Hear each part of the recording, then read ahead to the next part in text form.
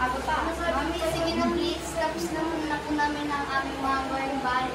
Sige na nga, gusto kong sabi ng restaurant. Opo, Mami. Thank you po. Agad na lumabas ang mga ito at kalaro sa kanilang mga kalaro. Sumabit na ang alas 4, nakikita na mga kaibigan nilang gumanap pa at maligo sa ilog. Makakita kami ni Mami at Daddy. Kaya mga titaro na kita na tara. Naglaro sila sa ilog hanggang alas 6, subalit hindi na nila naisip ang kanilang magulang na nag-aalala.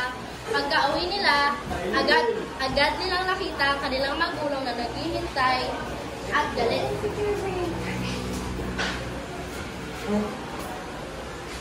Bakit ngayon na kayo nag-aalala na? Kasi naman. Bakit hindi ka uwi? Love, kalma. Sorry, Mami. Hindi po namin umitin.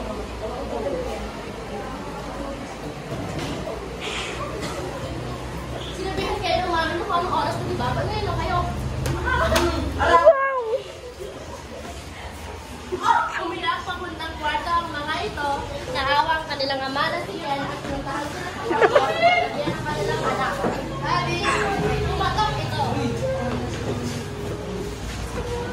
Mga anak, No? alam niyo ba bakit kayo pinalo? Hindi po. Kasi may nagawa kayong mali at mahalin niya kayo. Sa susunod, makinig at sumunod sa mami niyo, ha?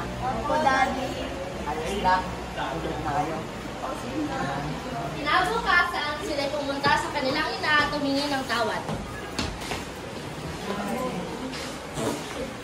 Mami, sorry na po. Ayos lang kami na ulitin, ha? Opo, Daddy. Ay, opo, Mami. At Daddy. Nagkaayos ang pamilyang Amansag at nalaman nila Lea at William ang tama at mali. Ay, nila. Mami, ito